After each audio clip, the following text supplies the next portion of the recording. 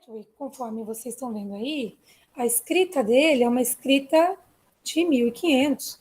Se você olhar alguns livros que aparecem na internet com algumas adaptações e traduções, ele já não está escrito desse jeito, tá? Mas eu optei por apresentar a vocês o título conforme ele de fato está aí na fonte primária. Então, essas 3 edições que o Record tem, né, desse tratado, a primeira é em 51, quando ele está lá como agrimensor, a segunda de 74 é essa que eu estudei, e a de 1602 ela não é conhecida, não há material sobre ela. Por que nós, né, eu e meu orientador na pesquisa, a gente optou pela edição de 1574? Porque foi a que a gente teve acesso, né? Foi a que chegou até nós, então foi ela que a gente optou por estudar e por traduzir, né? Então, de novo, né? Eu vou até pular isso aí, é dedicado à agrimensura, é escrito em inglês e foi usado até o início do século XVII como um livro-texto elementar. Foi bastante usado aí esse tratado do Record. Usamos o bicudo também, como eu já expliquei para vocês, por uma questão de tempo, não daria, né, para usar duas fontes primárias e fazer a tradução, então a gente optou por usar o bicudo, que é um livro referenciado e de fácil acesso. E nesse tratado, o Record apresenta conceitos geométricos diferentes. Você vai perceber na análise desse material conhecimentos que são vinculados à universidade, o erudito, e conhecimentos que são vinculados à prática, ao saber fazer. Né? O Record ele privilegiou muito nas suas obras o saber fazer matemático, pensando aí, né, em todo o contexto que eu falei para vocês, porque quem é que estava atrás dessa obra? Também, né, ou principalmente, eram os praticantes das matemáticas, e eram pessoas que queriam saber, queriam utilizar esse conhecimento para implementar a sua prática. O Record faz isso muito bem, o trabalho que desenvolve. E aí, né, então esse trabalho é vinculado para essas pessoas e também para quem tem interesse, né, por instrução nas matemáticas. O que a gente percebe nesse tratado? A gente percebe o uso de instrumentos de medida que eram comuns nesse período na agrimensura, né? E por quê, né? Porque tem toda essa expansão aí, então ele verifica, possivelmente, né? Muitas coisas são análises, o que os instrumentos que são mais utilizados e implementa isso no seu tratado. Como que o tratado é organizado, né? Como que ele aparece? O Pertwee inicia-se com uma dedicatória extensa, super grande, ao rei Eduardo VI. E aí ele vai falar sobre como o rei, que está errado, né? Depois eu vou corrigir, como o rei é importante, que ele é luz para a vida, tem assim, toda uma dedicatória bem melosa, digamos assim, que vai ao encontro, né, daquela informação do cuidado que ele tinha para não morrer, né, por ser protestante. Esse tratado foi dividido em 4 livros, mas só os 2 primeiros são conhecidos, e nós, na tese, focamos na análise do primeiro livro.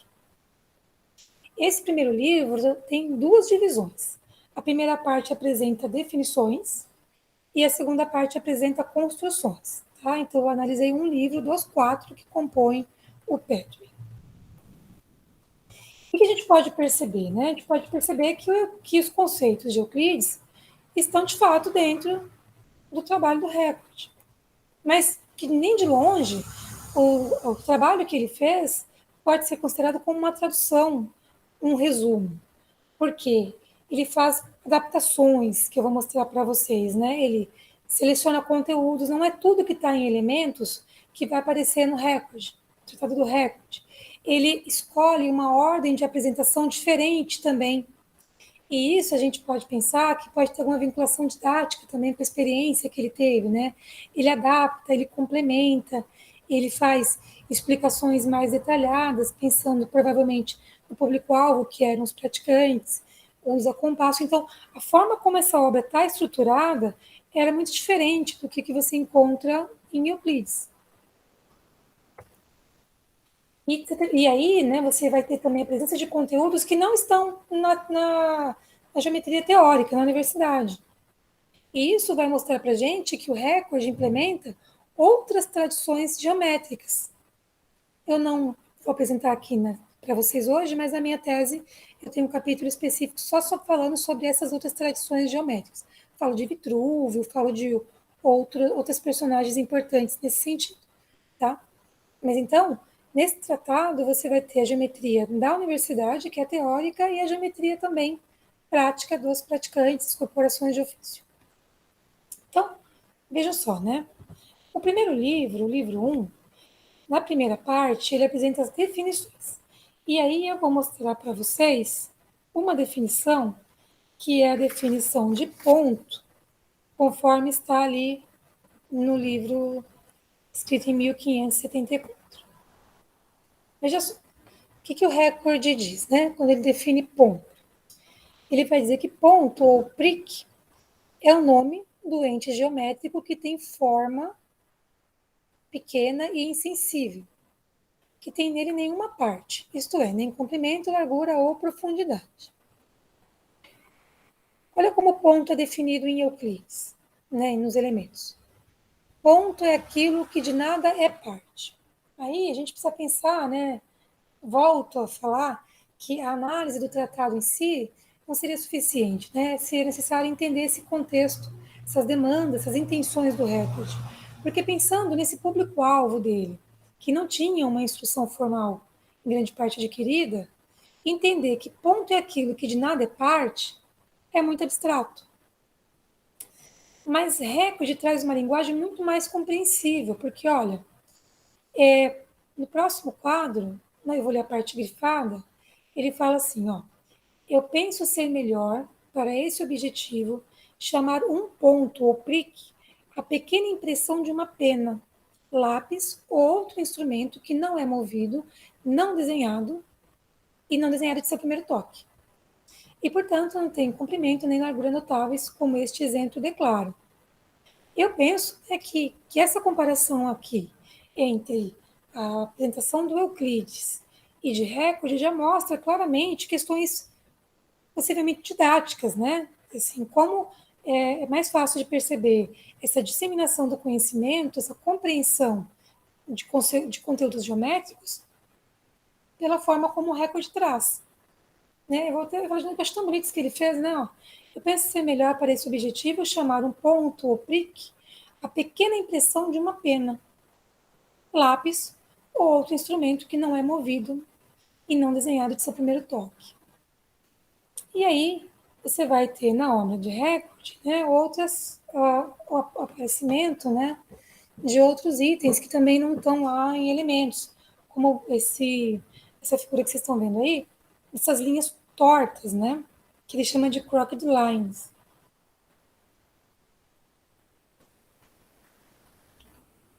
As crooked lines, esse termo é um neologismo, né, é um termo cunhado pelo recorde, assim como o prick, do slide anterior. Eu até comentei com a Thais, né, que o prick dizem que Newton teria também utilizado essa terminologia cunhada pelo recorde. E aí, quando a gente olha algumas definições apresentadas pelo recorde, é impossível, né, a gente não pensar nessa ligação com o trabalho do emissor. Porque quando você pensa na prática em si, você não tem somente terrenos retangulares, quadrados, né, com linhas retas. Você vai ter medidas variadas.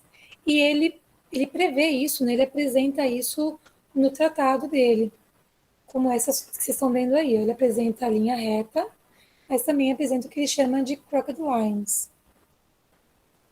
E aí você vai ver, por exemplo, nesse slide, ó, ele chama de esse S que está à sua direita, ó, de paralelas tortuosas, paralelas circulares, né? Ele vai trazendo aí outras possibilidades em relação a definições que estavam nos elementos. Ó, a linha espiralada, essa, né, que semelha muito a uma torre cercada, né, por uma linha. Se a gente olha para essas figuras e pensa na questão da divisão de terrenos, aqui também você tem outros exemplos, por exemplo, o primeiro, que é o crooked plate, ele diz assim, né, quando uma parte for mais alta que a outra, então é chamada de não plana. mixed plate. Se for plana, se for parte plana e parte for torta, então será chamado de plano misto. Né? Vejam bem, né, a opção que o Record fez pela apresentação desses conceitos. E aí ele traz também, como o slide que está à direita, né, a forma de ovo, e essas formas diferentes aí que também não aparecem nos elementos. E isso, né, já vai mostrando para a gente que tem mais coisa nesse tratado do que a questão teórica do Euclides. Vejam esse aqui eu acho muito interessante, a plumb line. A plumb line é o uso da perpendicular para a determinação da altura. E isso faz uma referência ao fio de prumo. E por que é muito importante? Né? Porque o cálculo da altura era muito relevante nesse período para as medições. E aqui ele também apresenta o square, que se assemelha muito ao esquadro usado pelos carpinteiros, né? Não só no período, mas também no período. Então, tem a apresentação aqui de conceitos, né? Muito fácil, que nós entendemos, né? Que estão de fato ligados à prática dos praticantes das matemáticas no seu cotidiano. E aí você vai ter neologismos, né? Ele vai dar nomes novos às coisas. Por exemplo, o losango, ele vai chamar de diamond. É o quadrado de square quadrat, né? Não sei nem a pronúncia. Então, ele vai também, conforme o conhecimento que ele tem, e aí a gente pensa que entra a questão dele ser um erudito, dele falar vários idiomas, né? Que tudo isso, de alguma forma, está associado a essa possibilidade de você criar novos nomes, e nomes de alguma forma mais acessíveis às pessoas que buscavam esse conhecimento. Ele também apresenta como diferente essa ligação com a aritmética, quando ele faz essa mobilização de conhecimentos geométricos que não necessariamente eram discutidos entre os teóricos, né? Como as figuras que vocês estão vendo ao lado, que são formadas por números. Né? Ó, linear, triangular, e aí, né? Tudo isso está no Tratado do Record. E aí, nessa primeira parte, eu trouxe somente algumas demonstrações para vocês, porque o tempo é reduzido, né? Daria até para fazer uma apresentação específica só sobre as definições e as construções que a gente identifica no Tratado do Record. Essa segunda parte, que são as construções, então vejam só, né? Ele privilegia a geometria plana elementar, que mais uma vez nos faz vincular a prática, e ele faz escolhas, né? Então, ele escolhe os livros dos elementos, escolhe o que ele vai apresentar no Petri. No livro 1, por exemplo, existem 48 construções, ele só apresenta 12. No livro 2 tem 14, ele escolhe somente uma. No livro 3 são 37, ele escolhe 4. No livro 4 ele tem 16, ele apresenta 14. E aí tem 13 construções que não constam em elementos. São construções, né, advindas provavelmente de outras tradições. E veja que interessante, né? Toda a escrita do recorde, ou boa parte delas, está sempre vinculada à questão prática. E ele utiliza uma linguagem direta ao leitor. Né? Ele fala assim, ó, faça isso, agora abra o compasso, marque tal ponto, estenda a linha. Ele tem uma linguagem que não é teórica, ele é direta para a pessoa que está buscando aquele conhecimento. Usando sempre, muitas vezes, o compasso, e algumas construções, que são construções que a gente entendeu, né, nas pesquisas, que são muito importantes para a aplicação prática, essas construções, ele chega a propor até de 3 formas diferentes. Faz assim, faz assim, faz assim, né, que eu vou mostrar para vocês mais a seguir. Olha que coisa mais bonita, né?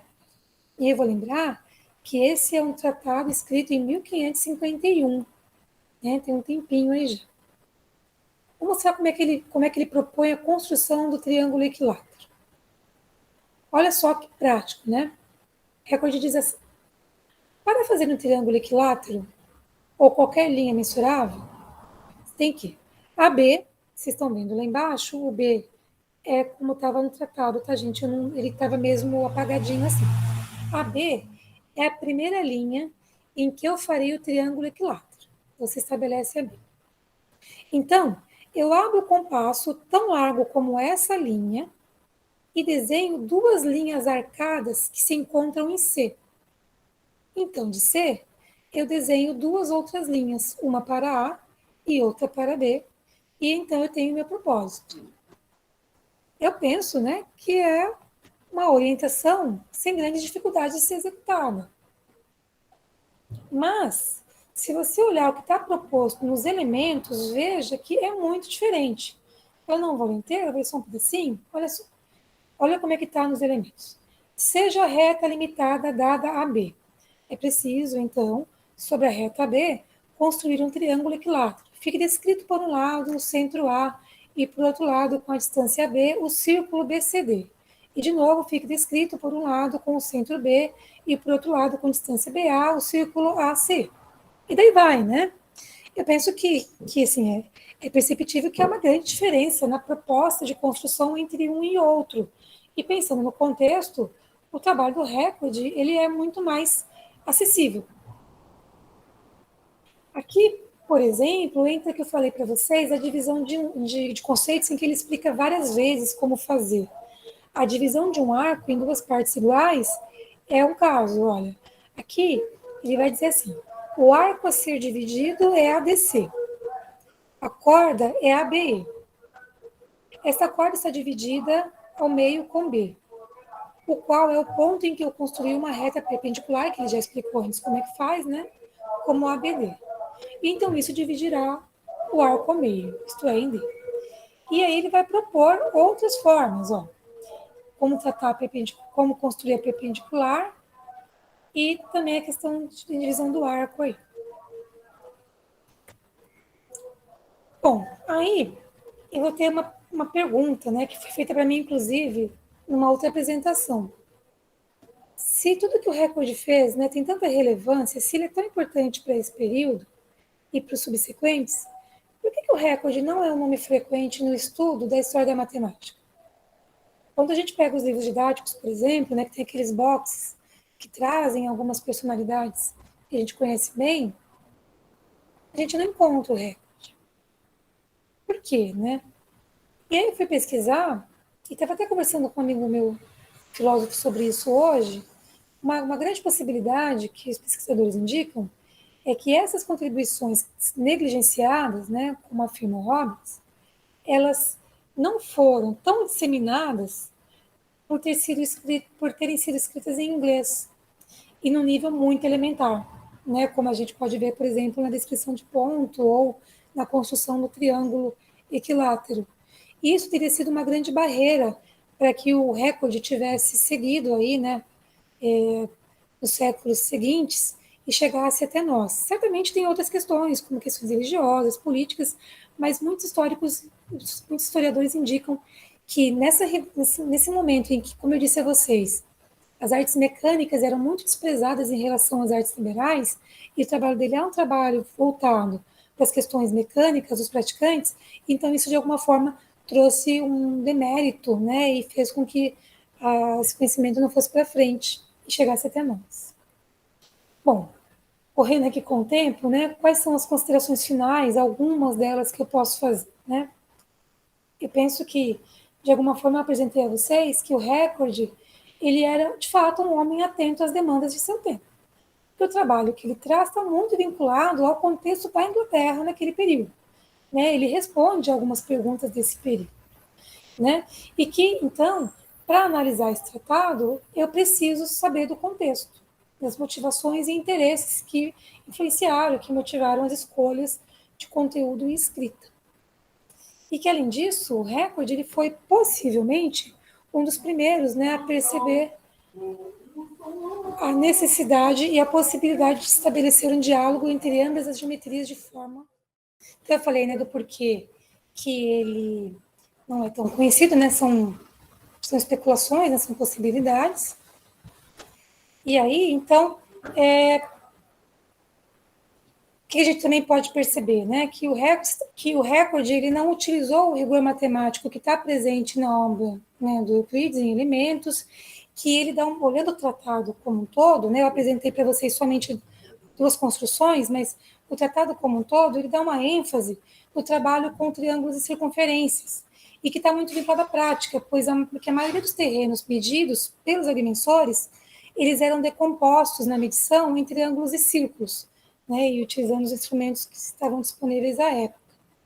E ele também dá uma ênfase no tratado da reta perpendicular, que era muito importante no cálculo da altura, no ofício dos agrimensores, além de aparecer na questão do compasso em quase todo o seu tratado. E aí você tem uma facilitação do diálogo pelo uso dos neologismos, uma escrita objetiva, indicando o caráter prático dessa obra, né, como eu mostrei para vocês, frases como construa, faça, né, indique o compasso e tal. Eu tenho a vinculação de conceitos que são de elementos, o elemento está ali presente, sem dúvida nenhuma, né, mas não somente ele. Eu tenho também outros conteúdos ligados à prática, que provavelmente vêm de outras tradições geométricas. E esse tratado, o Petro, ele pode ser entendido como uma introdução ao estudo dos elementos. Inclusive, gente, tem algumas pesquisas que indicam que só o tratado do recorde não seria suficiente para os praticantes, né? Que você tenha uma vinculação da prática dos praticantes com o incremento, né, do tratado, dos materiais que advêm desse período. Então, de fato, a gente percebe que há um diálogo entre as geometrias práticas e teóricas disponíveis à época e que esse tratado nem de longe é uma mera cópia, né, ou um resumo do trabalho de Euclides. E é isso. Aí eu tenho aqui algumas referências, está bem pequenininho, porque eu já fiz um grande corte nas referências, mas ainda assim são bastantes, né? E quem quiser ver todas as referências, tem a minha tese, né? Tem lá no finalzinho todas as páginas, todas as indicações de material que eu utilizei. E é isso. Muito obrigada, Thaís. Muito obrigada a todos vocês que estão aqui presentes me ouvindo, né? Por essa hora inteira. Acho que eu segui certinho, né? O tempo. Fico à disposição para tirar as possíveis dúvidas que tenham ficado